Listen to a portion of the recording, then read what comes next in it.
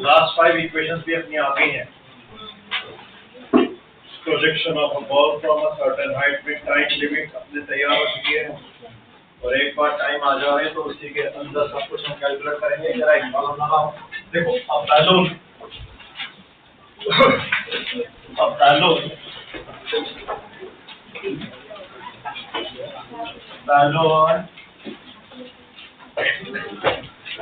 Sorry balloon मत लिखो, hot air balloon,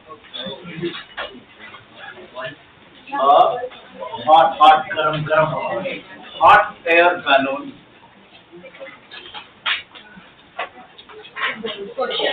हाँ, a hot air balloon accelerates from ground at a rate of 2 meters per second square, at a rate of 2 meters per second square,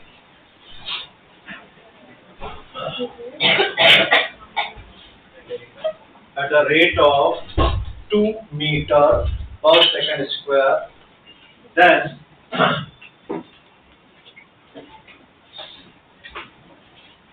after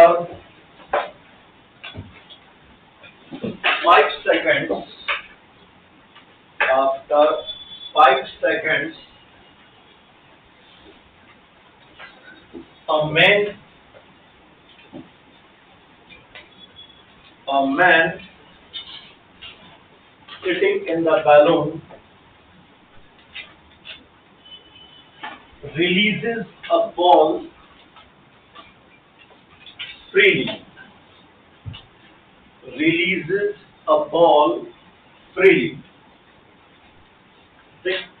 balloon के उड़ने के 5 second बाद उसमें आदमी जो बैठा था उसने एक बॉल को क्या कर दिया, फ्रीली छोड़ दिया। Find the time taken by the ball to reach the ground. Find the time taken by the ball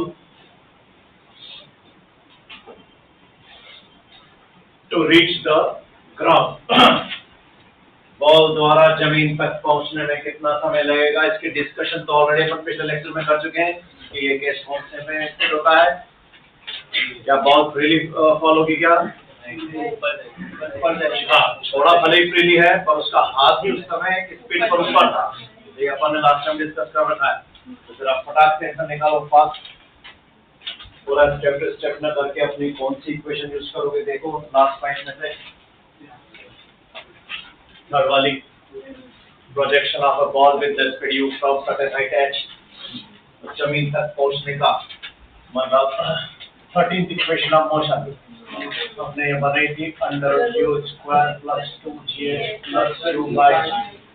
बस अब इसको फिट करने के लिए हमें पता होना चाहिए कि उस समय उस बैलून की स्पीड क्या थी और उस समय बैलून की हाइट क्या थी। तो ये u और h निकाल के पुट कर दो।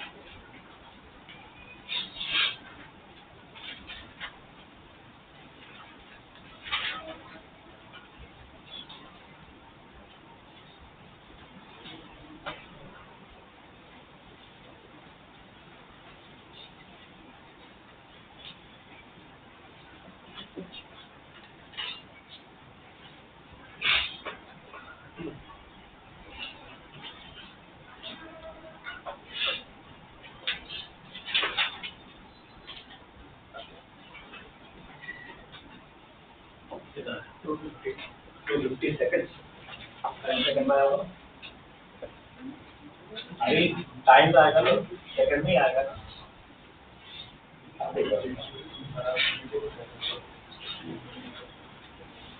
भाई बैलून को आपने ग्राउंड से उठाया, तो ग्राउंड से उठाया तो इनिशियल वेलोसिटी क्या होगी बैलून की? रेस्ट से उठेगा ना।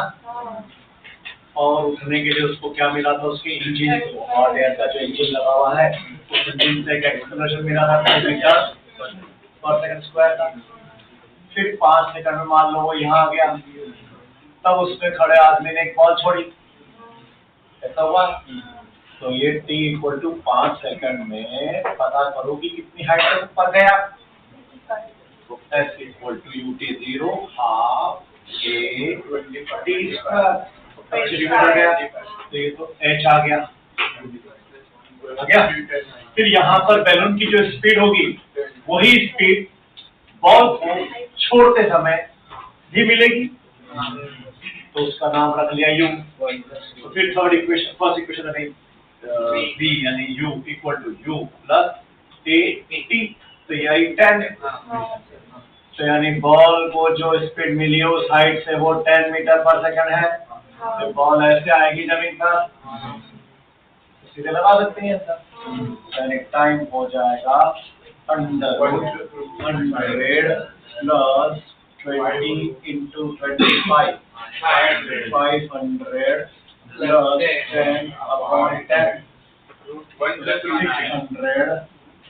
10√6 10 √6 + 1 सेकंड।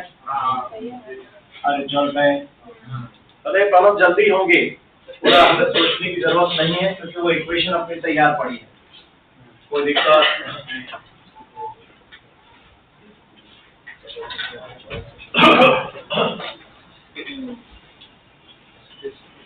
बताऊं।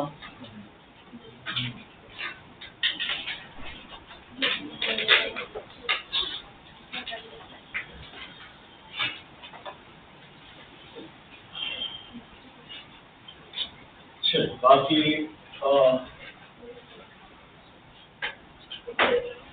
अब हमें विशेष में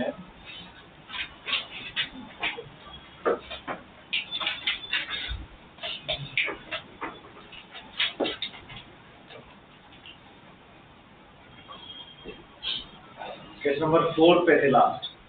in the above case find the ratio of distance covered in consecutive 1 second. अच्छा 5 में 5 इक्वेशन इंट्रोड्यूस कर ली थी। चलिए तो case number 6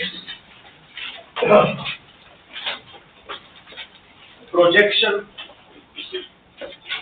case number 6 projection of two objects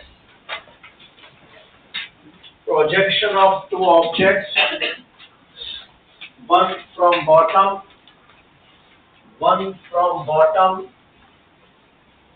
and second from top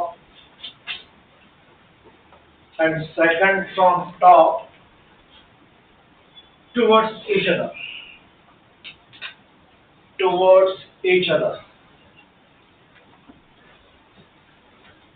एक नीचे से और एक ऊपर से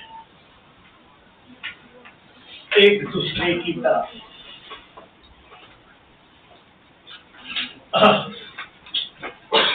एक एज हाइट से रिलीज की है और एक जमीन से फेंकी है यू से। तो when and where they will meet, कब और कहां उनका मिलन होगा। तो लेट से यहां मिलन हुआ, लेट से ये H1 चढ़ी, ये H2 गिरी। Let say after t second they meet. अगर उनका मिलन t सेकंड बाद हुआ है तो इसको भी यहाँ आने में टाइम t लगा, इसको भी यहाँ आने में टाइम। ये अगेंस्ट द ग्रेविटी जा रहा है -g, ये विद द ग्रेविटी आ रहा है +g। तो SUAT दोनों जगह है। लगा दो सेकंड इक्वेशन, पहले नीचे वाले ऊपर वाले के लिए लगाई। तो ऊपर वाला बोलेगा S = ut0 ½ gt²। नीचे वाले के लिए लगाई S = ut - ½ gt²। हमें कॉलम में h1 प्लस h2 h दिया हुआ है, तो दोनों को जोड़ा तो ये कट गया, तो h1 plus h2 equal to h equal to ut आया। तो हमेशा कितने समय के बाद उनका मिलन होगा? ऊपर वाली की हाइट अपॉन नीचे वाली की स्पीड, ऑलवेज ऊपर वाले की हाइट अपॉन नीचे वाले की स्पीड, इतने समय के बाद ही उनका मिलन होगा ऑलवेज। अब कहाँ होगा? अगर ऊपर से इनसे पूछा होगा तो यहाँ रख देना t, नीचे से पूछा होगा तो यहाँ रख देना t। नीचे और राइट, सिर्फ टाइम हमेशा अपनी जेब में डाला करो। हर न्यूमेरिकल का की एक पॉइंट वही पकड़ने का, टाइम के थ्रू प्रॉब्लम में। तो इसमें भी अपन ने क्या कर लिया, पहले टाइम पता कर लिया, अब इसी टाइम में सब कुछ हुआ है। जॉब है लिख दो, ऊपर वाले की हाइट और नीचे वाले की स्पीड।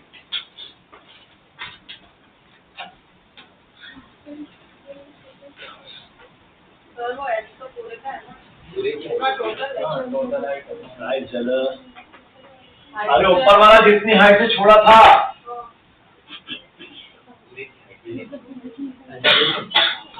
ऊपर वाला जिस हाइट से छोड़ा गया था वो अपॉन नीचे वाला जिस स्पीड से फेंका गया था वो। अब दोनों के लिए मेन पैरामीटर ये है ना, ऊपर वाले के लिए क्या है मेन पैरामीटर, क्या स्पीड दी क्या नहीं, कितनी हाइट से छोड़ा। नीचे वाले के लिए मेन पैरामीटर क्या है, कितनी स्पीड से छोड़ा। तो ऊपर वाले की हाइट अपॉन नीचे वाले की स्पीड, इनिशियल डाटा, कॉलम में जो इनिशियल डाटा है। अरे जल्दी लिख दो बस, जल्दी अपन 9 10 क्लास खत्म कर देंगे। आप बहुत हो गया 9 10।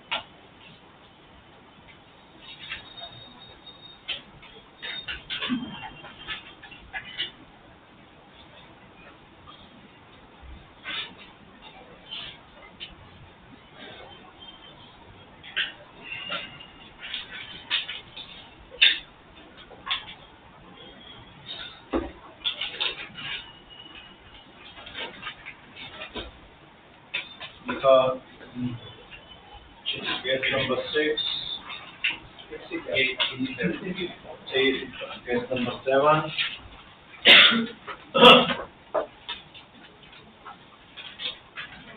अब की बार हम दोनों बॉल जमीन से ही फेंकेंगे, पर एक को फेंकने के कुछ देर बाद दूसरे फेंकेंगे। अब अगर दोनों को सेमी स्पीड से फेंका है पर एक को फेंकने के कुछ देर बाद फेंका, तो मिलन कब होगा? ऊपर वाली जब लौट रही हो, नीचे वाले मतलब पहली वाली जब ऊपर जाके लौटेगी तभी मिलन हो सकता है। पहली वाली के ऊपर जाते हुए तो कभी मिलन हो ही नहीं सकता, क्योंकि इसको फेंका ही थोड़ी देर बाद नहीं आई। तो लिखे projection of ball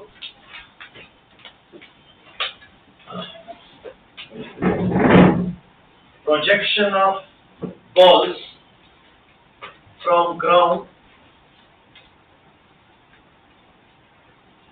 in upward direction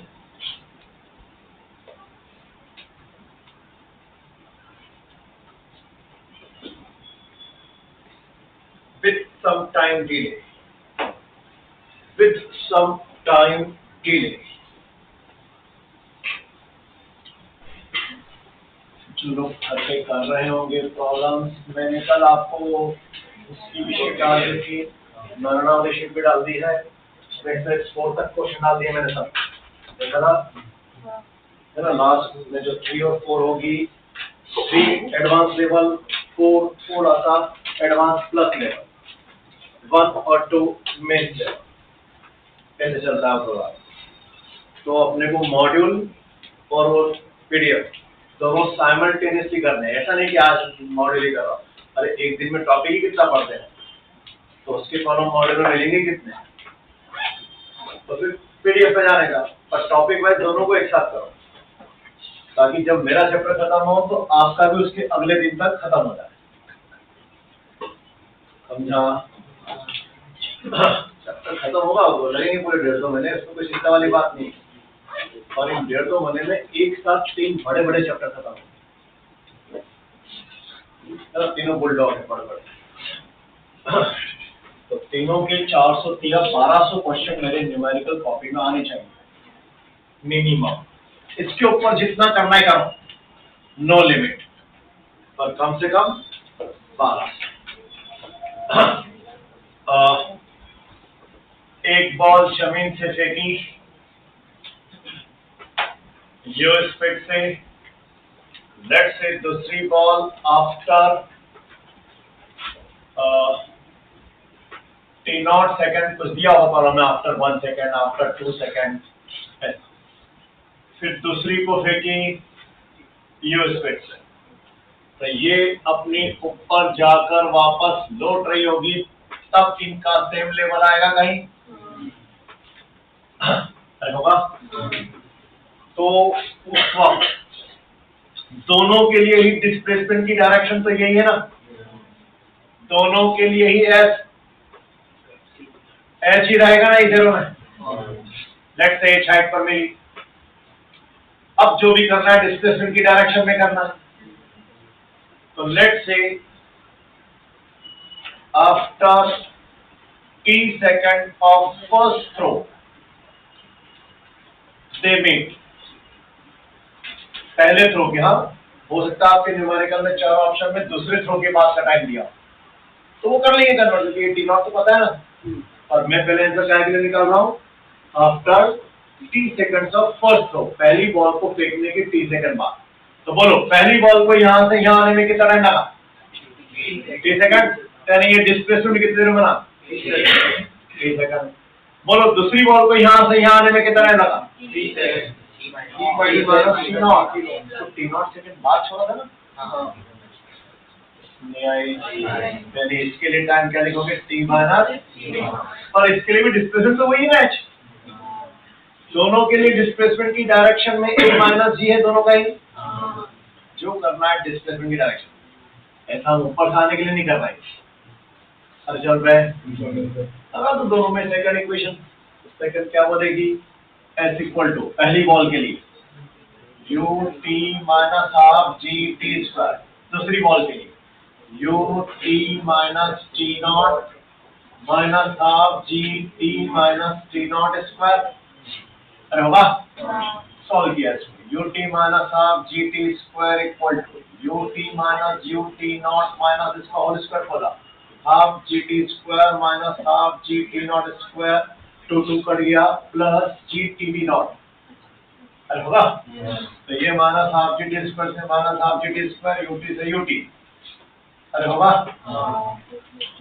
इसमें से और इसमें से एक टी नॉट कॉमन आ जाएगा और वो 0 में चला जाएगा, तो बचेगा minus u minus half g t nought plus g t equal to 0, यानी g t equal to u plus g t nought by 2, time की value t equal to u by g, ये तो इक्वेशन पहले भी थी, साथ में extra डाला गया प्लस टी नॉट, जितने समय के बाद दूसरी को फेंका था उसका आधा टाइम और यूज हो रहा है। हर साल पे ध्यान रह जाए तो गुड, नहीं तो छोड़ो, कंसेप्शन में आगे कैसे करना है वापस इक्वेशन बना के सॉल्व करेंगे एग्जाम, क्योंकि बड़ा कॉमन क्वेश्चन है, सभी बुकों में मिलेंगे सब, जो लोग घर पे कर रहे होंगे अभी सिस्टमैटिक मिल रहे होंगे ना उसमें प्रॉब्लम, प्रोजेक्शन के मिलेगी नहीं, अभी तक नहीं मिल रहा है तो गारंटेड कि कोई कुछ कर ही नहीं रहा। ऐसी केस सामने देखो याद आना चाहिए, हाँ ये बुक में मैंने प्रॉब्लम देखा था, नहीं याद ध्यान आता है तो हम सब चोर हैं।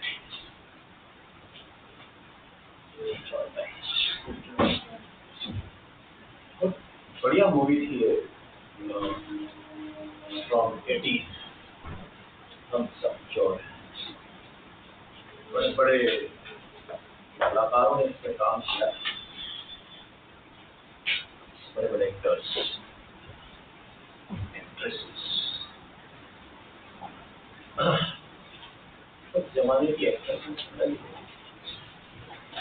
अभी होती ही नहीं, प्रोड्यूस ही नहीं होती, प्रोडक्शन ही नहीं है तो कहाँ जाएगा? नहीं, इसलिए मतलब तकरीबन 15-20 सालों से देख रहा हूँ कि जिसको वो हीरोइन बोल के लॉन्च करते हैं, पर हीरोइन जैसा कुछ होता ही नहीं है उसमें, नहीं चलता है।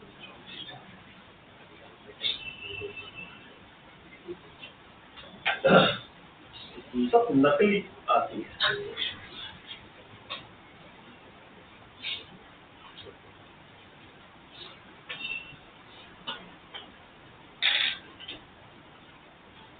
सर समझ गए हो कि मैं क्या बोला इतनी देर से? क्या मेरे तक याद नहीं आ रहा? कलम तो हम सब चोर हैं क्या? सब कुछ चंदू बना रहे हैं अपन मार्केट में, पेरेंट्स क्या, टीचर्स क्या, और खुद को भी।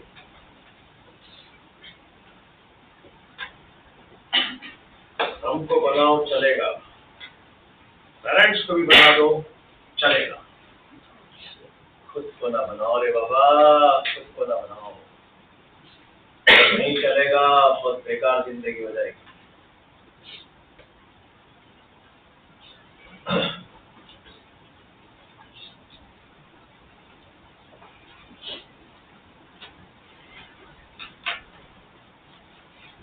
हर बार बोल रहा हूँ कि आप क्या सोच के छोड़ते हो कि अभी टेस्ट में नहीं आ रहा है, फिर जब टेस्ट में आता है तब तक याद नहीं रहता है। ये सोच के छोड़ते क्यों? होमवर्क जिसने जितना किया है उतने प्रॉब्लम हो रहे, असाइनमेंट में सॉल्व होने चाहिए,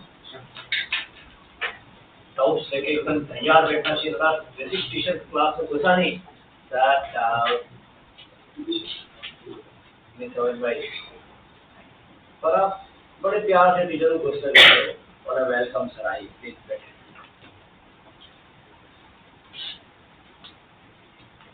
नहीं चल रहा है, उठेगा तब जाओगे तब ये टेस्ट में आना शुरू होगा, और तब तक फिर फ्रस्ट्रेशन आता है, फिर ध्यान ही नहीं आता क्या कॉन्सेप्ट पढ़ा है। जबकि मैं हर बार मजाक के तरीके से ही बोल चुका हूँ कि हर बहू कभी ना कभी सास बनती है, बोला ना था, हर रनिंग टॉपिक कभी ना कभी टेस्ट में आए।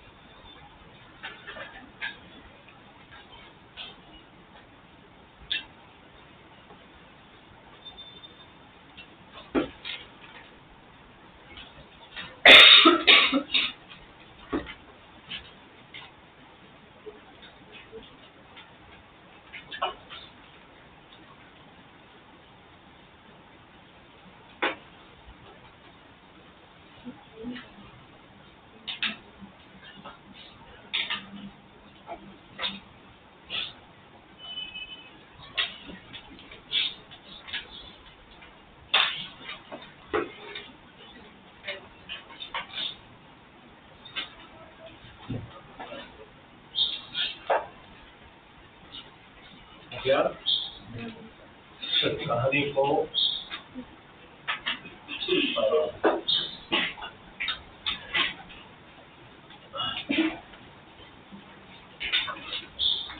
11th-12th का फ्लेवर डालने से पहले है ना, 9th-10th का काम बहुत हो गया, तो 11th-12th में जाने के लिए पहले ऐसा करते थे, 9th-10th के फंडे पर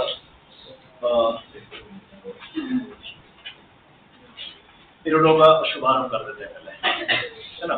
मैंने कहा आपको इरोडो क्लास में नहीं दूंगा, सारे प्रॉब्लम अपन करेंगे, जब तक चैप्टर खत्म होगा तब तक आपका इरोडो में से भी सारे प्रॉब्लम फिनिश हो जाएंगे। मेरा तरीका है, पैटर्न है, ऐसे ही सालों से करता आ रहा हूँ। वो तो क्या है कि थोड़ी नाटकबाजी करनी पड़ती है आपके सामने। हाँ, किसी डाउट पूछा तो नहीं आ रही, ऐसे होगा, अरे नहीं ऐसे, बस सोचो ना, इरोडो बदली कहाँ सालों से, बदली क्या है वो, एचसी वर्मा बदला क्या, रेजनिक बदला क्या, क्रोटो बदला क्या, ये जैसी है वही है। तो वो प्रॉब्लम तो क्या है कि अब ब्लड में घुल चुकी है, नहीं समझ में आई। और अगर नाटक नहीं करेंगे तो बच्चा क्या सोचता कि अरे इनको तो रटी हुई है इसलिए करा रहे हैं, नहीं समझा। उसको फीलिंग आना चाहिए कि हम रट नहीं, ऐसी सारी प्रॉब्लम कभी रट ही नहीं सकते, पॉसिबल ही नहीं। बेसिक स्टेप टू स्टेप से ही क्या होगा, वापस सॉल्व करना ही पड़ता है। जब भी किसी अच्छे प्रॉब्लम में जाएंगे तो ये जो टेक्निक बनती है सब धरा रह जाएगा, ये सब मेन लेवल समझ में आया। जैसे हम एडवांस प्लस पे गए कोई टेक्निक काम नहीं आती, एक्चुअल कॉन्सेप्ट लग रहा है टाइम लगने दे, ये जो लेवल है उस प्रॉब्लम का। एडवांस में आया 18 तो क्वेश्चन आए और पूरा 1 घंटा मिल रहा है, नहीं चल रहा है। तो मैंने एरोडो का डाल दिया था कि आपको, तो फिर ओपन कर लो और कोशिश करो कि घर पे सबकी हार्ड कॉपी बना हो। पेरेंट्स को प्लीज परेशान मत करो, बेचारे बहुत दुखी होते जब तुम मोबाइल लेके बैठते हो। आपको लगता है कि कोई दुखी नहीं होता, पर उनको टेंशन होता है कि ये बार बार मोबाइल पे कहीं इधर उधर तो नहीं जा रहा है। इससे अच्छा और थोड़ा खर्चा कर लो, इतनी सारी फीस भरी है यहाँ, थोड़ा खर्चा और सही, chapter wise hard copy. Next time मैं देखूंगा आप लोग अपनी हार्ड कॉपी रखेंगे बैग में। हाँ चैप्टर वाइज, पूरे मत निकालो ना, चैप्टर वाइज प्रिंट आउट निकाल सकते हैं ना अपन, तो बोल सकते हैं ना कि इस पेज से इस पेज तक का प्रिंट आउट निकाल दें।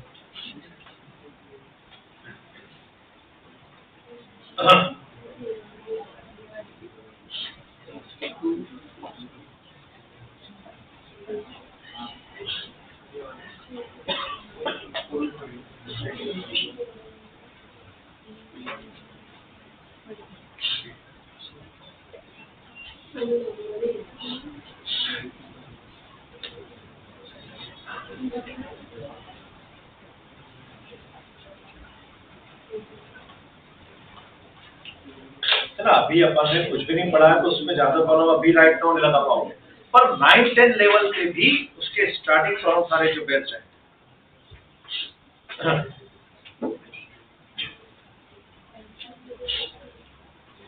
चलिए क्वेश्चन शुरू हुआ है पीडीएफ के पेज नंबर 18 से।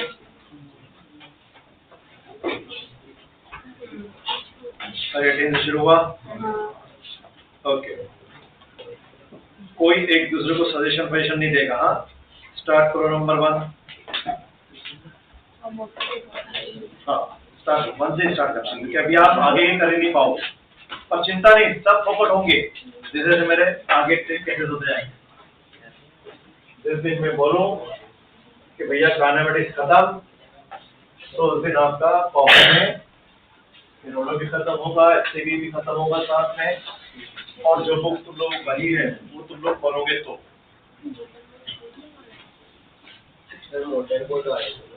हाँ क्वेश्चन नंबर 1 पार्ट 1 जो है ना,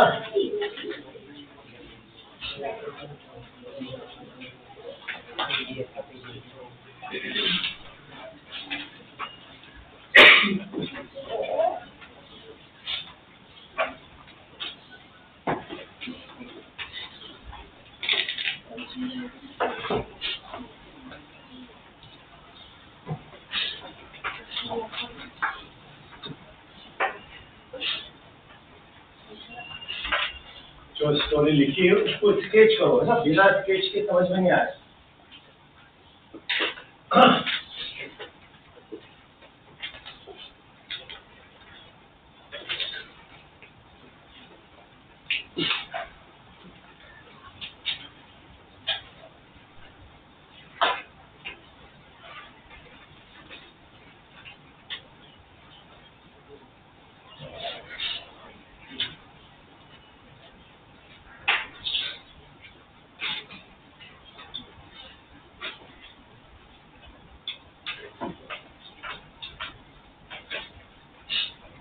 बंद करना है। हाँ बोर्ड वाला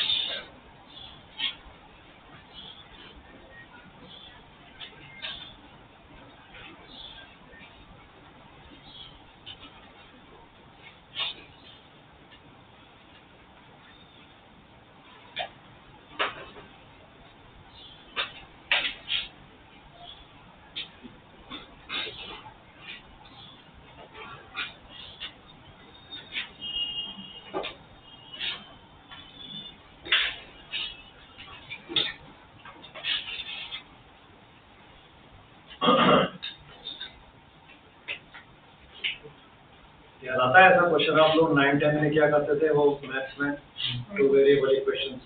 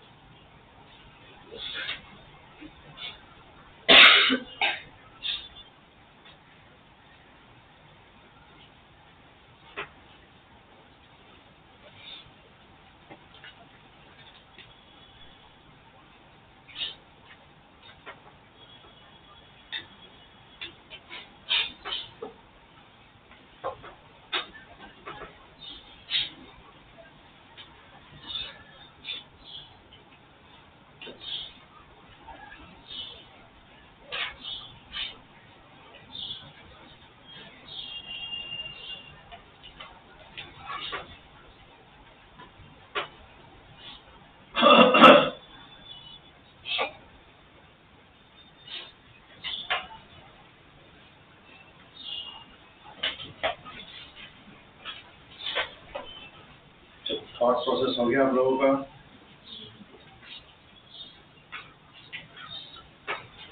एटलीस्ट कॉलम पूरा पढ़ लिया है, स्केच कर लिया है, थॉट प्रोसेस आ गया। चलो एक बार कंफर्म करो आपकी थॉट प्रोसेस क्या है।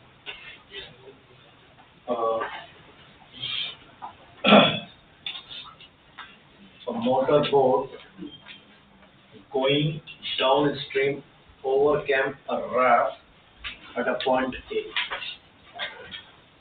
मान लो नदी ऐसी बह रही है,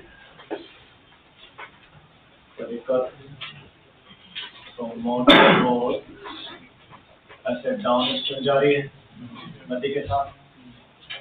तब कोई पॉइंट है ए, यहाँ पर लेट्स से एक ऑब्जेक्ट मिला उसको नदी में। अब बोला 60 minutes later it turned back। तो बोट 60 मिनट में मान लो यहाँ तक आई, ये टाइम 1 आवर है। पर तब तक हमारा रैफ्ट रिवर की वेलोसिटी से आगे आ चुका होगा, पानी बह रहा है, समझ में आ रहा है? लेफ्ट से रिवर की वेलोसिटी क्या मान ली? V r. बोट की वेलोसिटी क्या मान ली? We B. सपोज कर ले, तो ये जो रैफ्ट है वो रिवर की वेलोसिटी से तब तक थोड़ा आगे आ चुका है। तो कितना आगे आ गया होगा वो? F इक्वल टू UT, तो यानी VR इंटू T। अभी हम किलोमीटर पर आवर में कर रहे हैं, कोई वादा? तो VR इंटू, तो रैफ्ट थोड़ा आगे आ गया तब तक, क्या बोला है? 60 minutes later it turned back and after some time passed the raft at a distance L equal to 6 km from point A. अच्छा, यहां से बोट ने तो क्या कर लिया, टर्न कर लिया, कोई दिक्कत?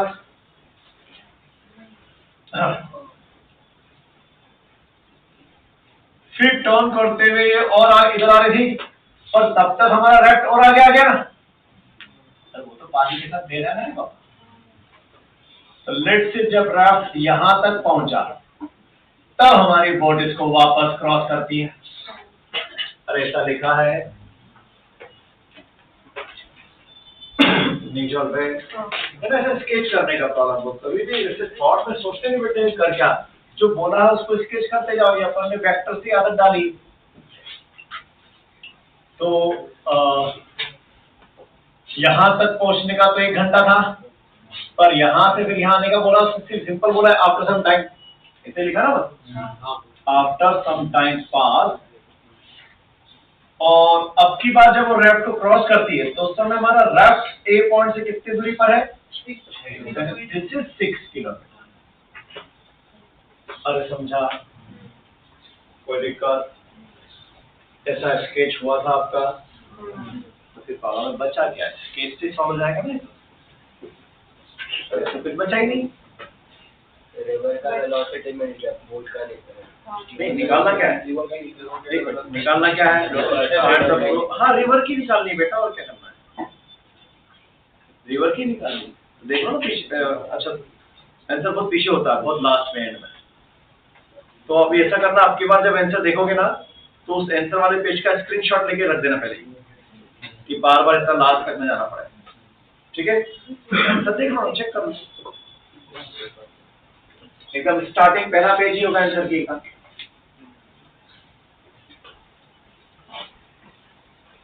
या फिर वो पेज नंबर याद कर लो, क्या नंबर पे आ रहा है पेज। तो स्केच बनने के बाद बचा क्या कॉलम में,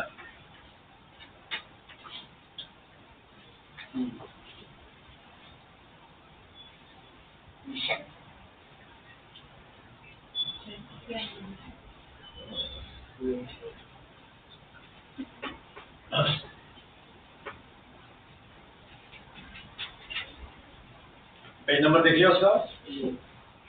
अरे आंसर की का पेज नंबर 288 पीडीएफ में, हाँ पीडीएफ का 288, और उसका स्क्रीनशॉट लेके रख लो ना, बार बार 288 तक जाने की जरूरत भी नहीं पड़ेगी।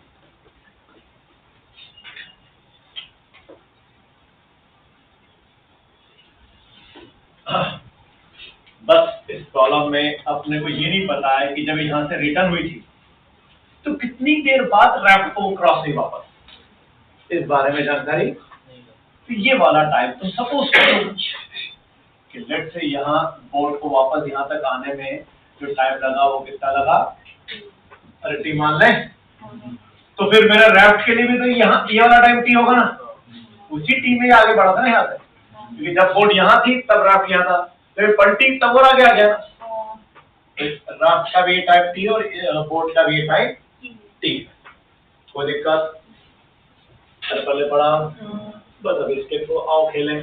बाकी तो तुमको पता है ना बचपन का फंडा, डाउन स्ट्रीम बोले तो रिवर ऐड होगा और अप स्ट्रीम बोले तो माइनस करेंगे रिवर को, तो ये तो पता है, टू वेरिएबल इक्वेशन हम करते रहता। तो यानी इस डायरेक्शन में बोट के लिए मैं स्पीड यूज करूंगा v boat plus v river, और इस डायरेक्शन में v boat minus v river use करूंगा। अरे चलते हैं, कौन दिक्कत? पहले इस डिस्टेंस को पता कर लो 1 घंटे में कितना होगा। तो इसका नाम अगर मैं कैपिटल X लिखूं तो S equal to U T 1 hour अपन किलोमीटर पर आवर में कर रहे हैं प्रॉब्लम, अरे चल रहे हैं। तो ये आ गया x dB और dr में एक रिलेशन। अब ये x है क्या अल्टीमेटली, ये x है 6 प्लस दिस है, तो इक्वल टू 6 प्लस, इस वाले का नाम रख रहा हूं मैं स्मॉल x, कोई दिक्कत? तो 6 प्लस एक्स है। अब ये एक्स कितना है? ये एक्स बोट इतनी स्पीड से टी टाइम में चला है, नहीं आई, और चला है, तो b b minus b r into t, और जॉब है, कोई दिक्कत? तो यानी ये एक हमारी इक्वेशन तैयार हो गई, b b plus b r equal to 6 plus b b t minus b r t. Sir ऐसा बना।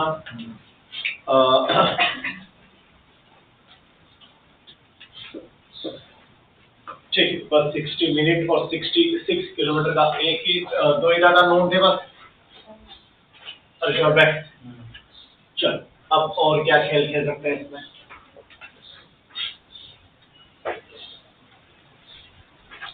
और कौन सा खेल हो जाएगा? चलो थोड़ा और खेल। रैप्ट उसने ही टी टाइम में यहाँ पर ये वाला डिस्टेंस पे चली थी, अरे चली थी, और ये था वी आर इंटू, क्या लिखा मैंने एच, 1 आवर है ना, तो वी आर इंटू 1 है ये, अरे है, तो v r into 1 plus t is equal to 6, दिख रहा है? तो वी आर इंटू 1 प्लस ये वाला डिस्टेंस कितना हो जाएगा टी टाइम में, वी आर इंटू टी, अरे रिवर्स की वेलोसिटी से, इज इक्वल टू 6। अरे पल्ले पड़ा, कोई दिक्कत? अपन ने सब किलोमीटर में रखा है ना, हाँ आवर में चल रहा है, किलोमीटर पर आवर में कर रहे हैं अपन पर, तो यानी ये क्या हो गया, v r into 1 plus t is equal to 6, second equation.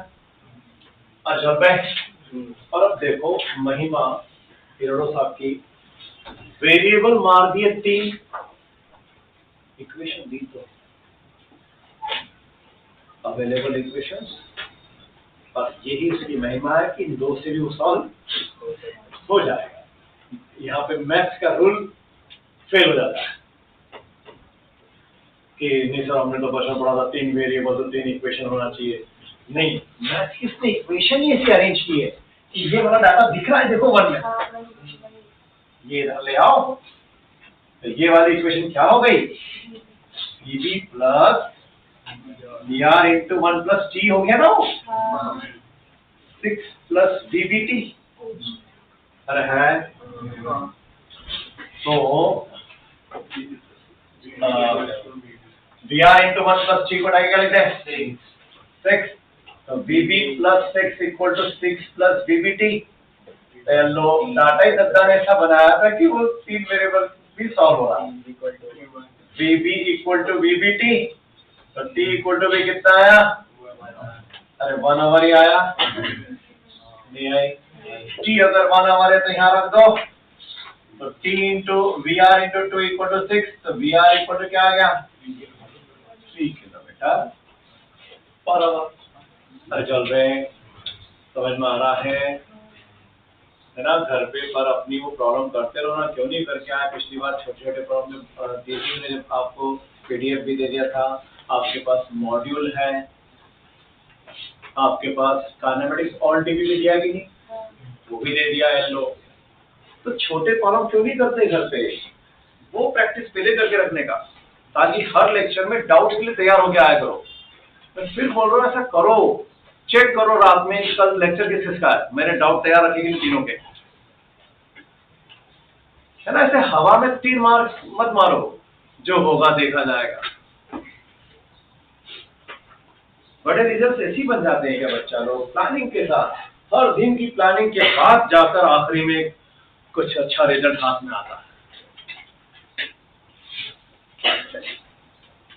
आपको ऐसी फीलिंग आती है कि ऐसा कुछ नहीं होता है, वो तो हम बाद में भी कर लेंगे तो हमारा रिजल्ट अच्छा बन जाएगा, नहीं बनता। वो पागल बच्चे क्या जो बचपन 8वीं क्लास से आईआईटी की तैयारी कर रहे हैं, पगले हैं क्या वो सब?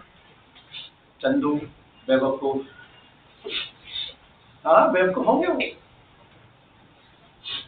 ये क्या है, अपनी जिंदगी 8वीं से खराब कर ली, देखो हम लोग 11 से शुरू कर रहे हैं, ऐसा कुछ है क्या?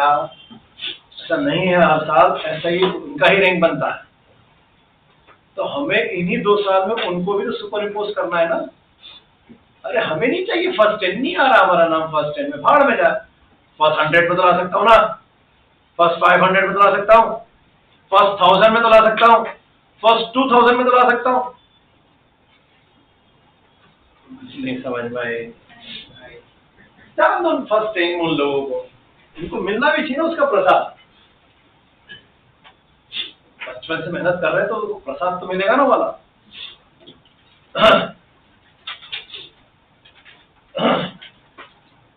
पहले 4 डिजिट तैयार करो, फिर 3 डिजिट की तैयारी, फिर 2 डिजिट की तैयारी। इस कैंपस से मुझे एनी हाउ चाहिए, एक बार 2 डिजिट आ जाए तो मेरा यहाँ आना सार्थक हो जाएगा, एमपी राव का आना सार्थक हो जाएगा। 2 डिजिट रिटर्न।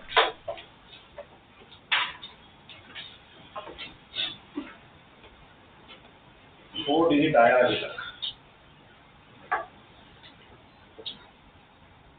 अपन जो भी बात करते हैं जनरल कैटेगरी, कैटेगरी में तो आ गया है 3 डिजिट बन चुका है, पर जनरल कैटेगरी में भी 4 डिजिट यहाँ का रिजल्ट। चलो दूसरा क्वेश्चन क्या कहता है, ये तो फोकट है, पढ़ा लिखा तो 1.2।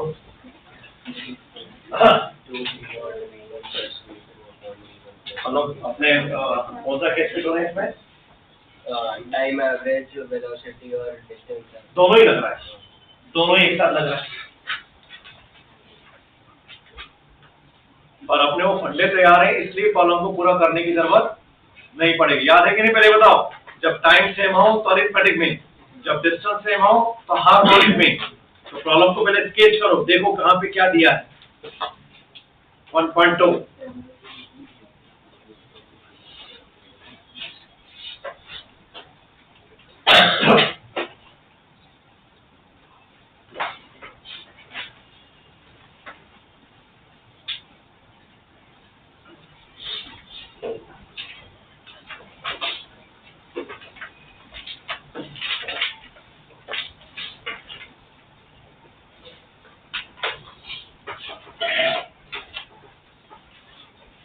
ये हटा दो।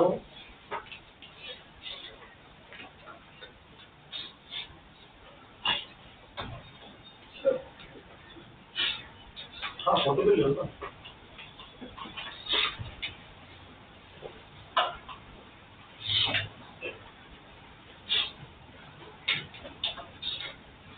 सब लोग मत देखो, कोई लेके ग्रुप पे डाल देखो, सबको मिलेगा ना एक साथ।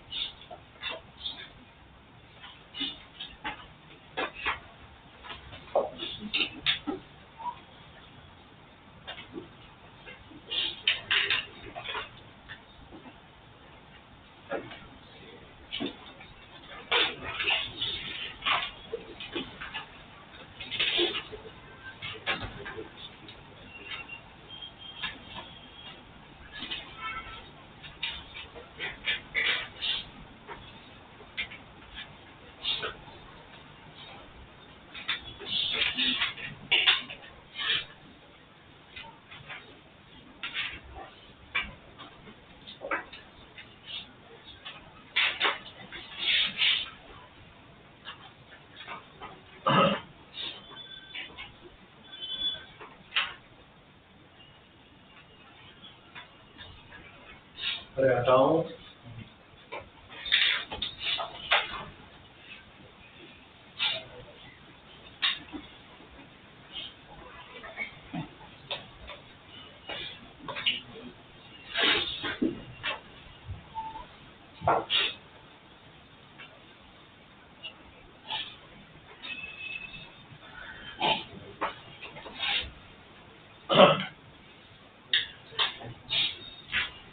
टोटल डिस्टेंस का हाफ, यानी ये वाला, तो पहला हाफ उसने कवर किया V0 से, ऐसा लिखा।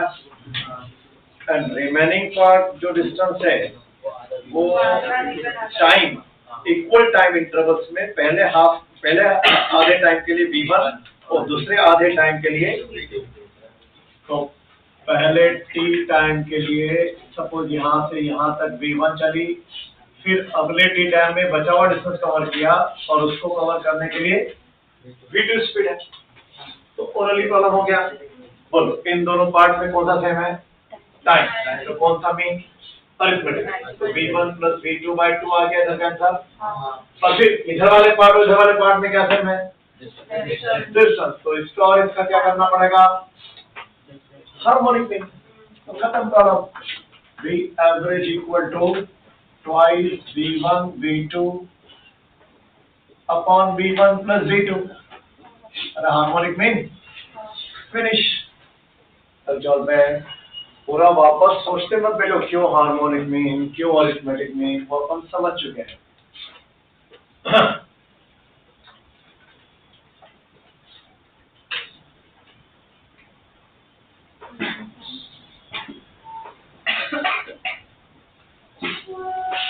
चलो थर्ड वाला करो 1.3।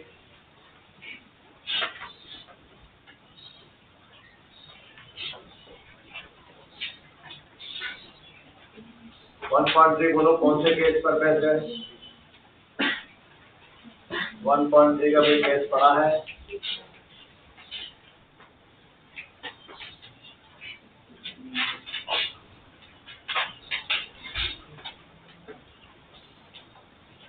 कौन सा case? Motion from rest to rest. यदि कुछ घटना दिख रही है उसमें जल्दी करो फिर।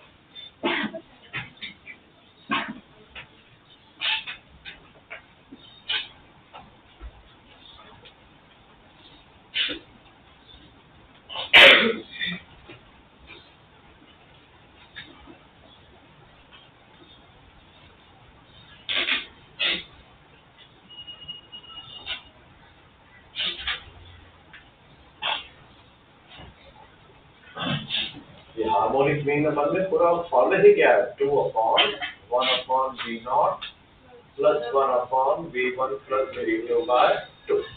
सॉल्व करेंगे तो ये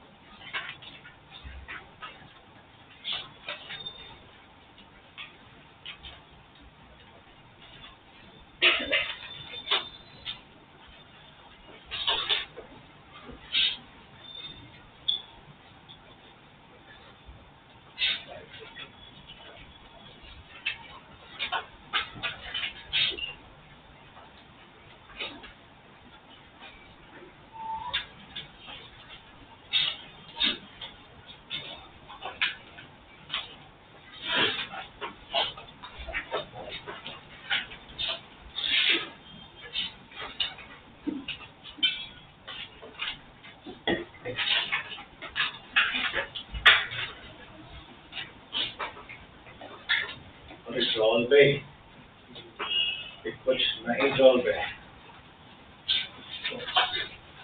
पद से निकल रहे पे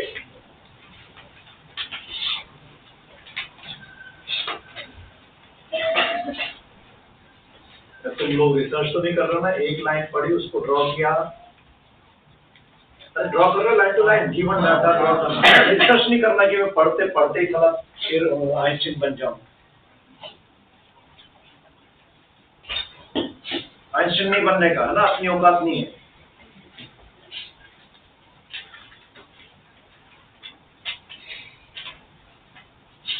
मोटी अकल का बनो, मोटी अकल। एक लाइन पढ़ी उसको गिवन लिखा, दूसरी लाइन पढ़ी उसका गिवन लिखा, तीसरी लाइन पढ़ी उसका गिवन लिखा, फिर वो भी लिखा क्या निकालना है। तब मोटी अकल को समझ में आता है हमारी क्या करना क्या है।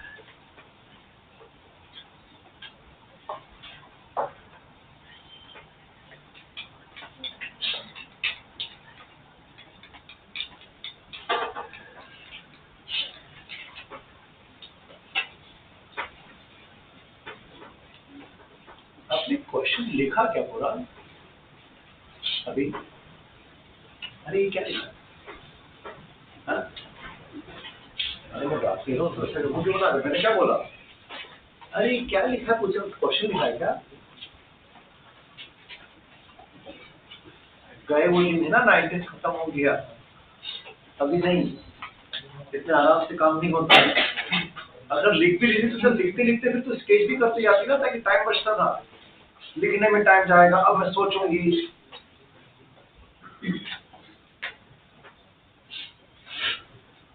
सब लोग क्वेश्चन तो लिख रहे ना, बस 0 to क्वेश्चन नंबर 1, 1.1 और पार्ट ऐसे लिखने का।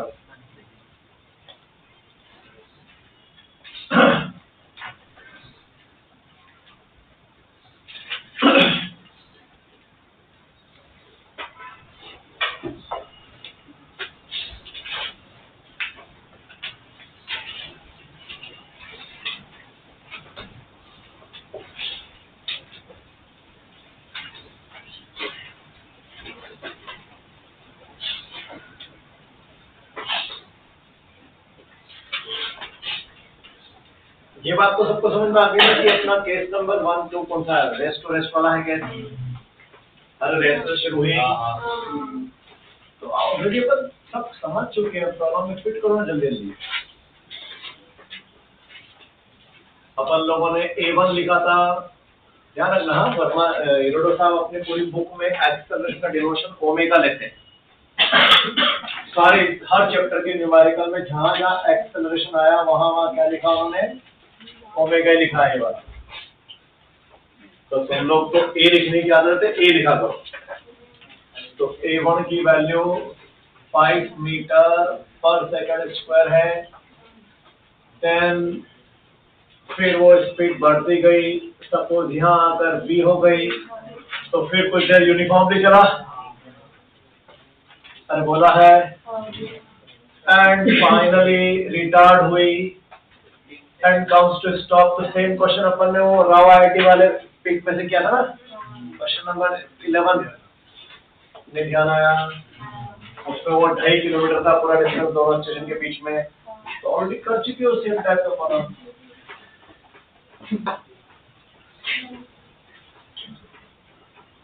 अब की बात टोटल टाइम दिया पूरी जर्नी का।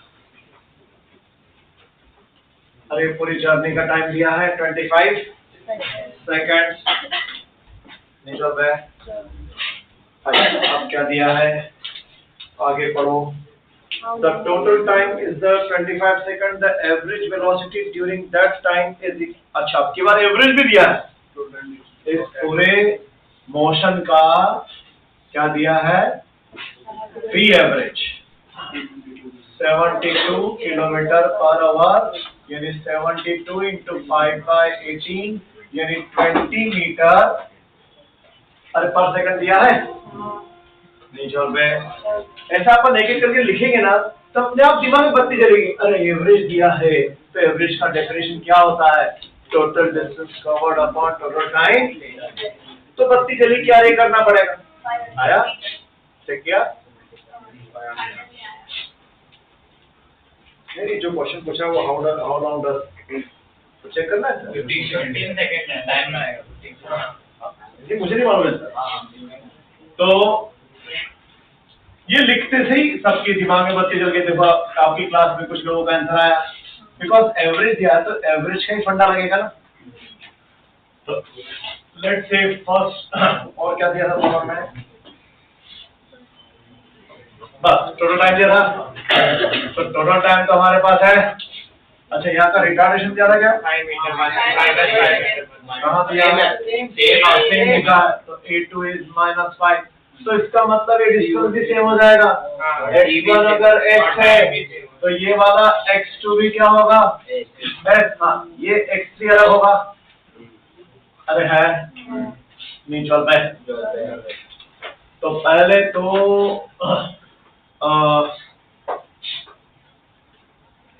बहुत सारे तरीके पालन कर लेंगे, जिसको जो समझ में आ जाए लगा दो। तरीके बहुत सारे हैं। V average equal to total distance covered x1 plus x2 plus x3 upon total time taken। x1 कितना है? हाफ a t1 स्क्वायर रेखा का टाइम। पर चूंकि a1 और a2 इक्वल है तो t1 भी अगर t है तो t2 भी t रहेगा। यहाँ का नाम t3 रख लिया।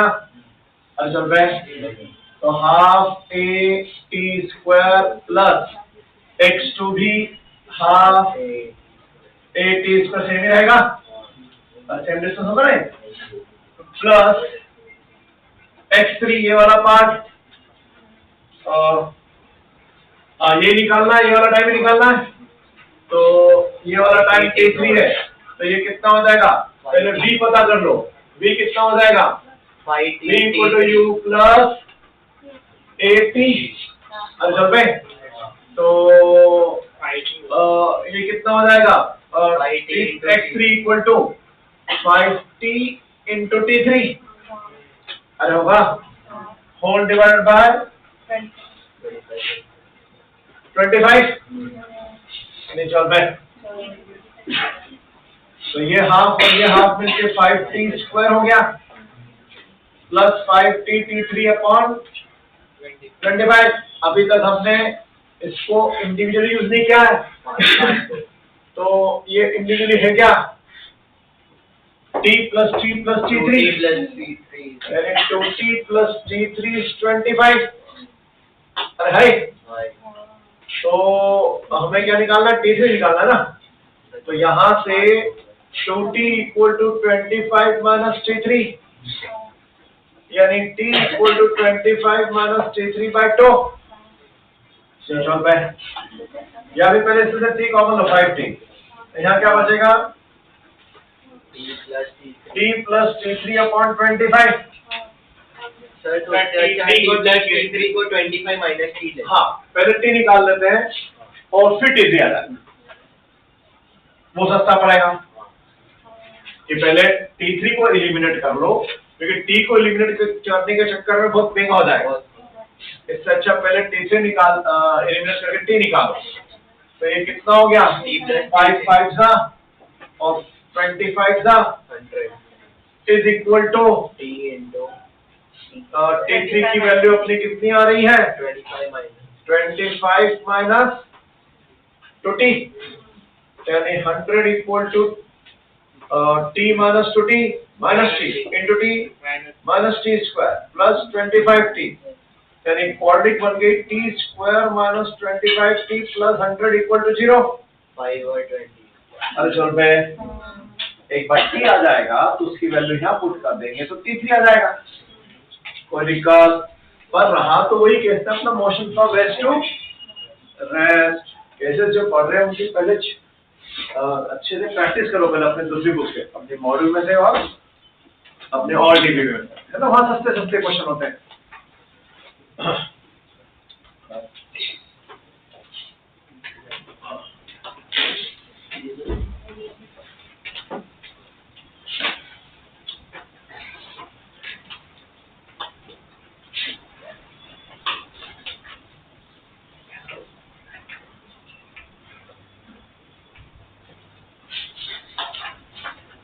चलो अभी अगला क्वेश्चन है ग्राफ का आगे क्या?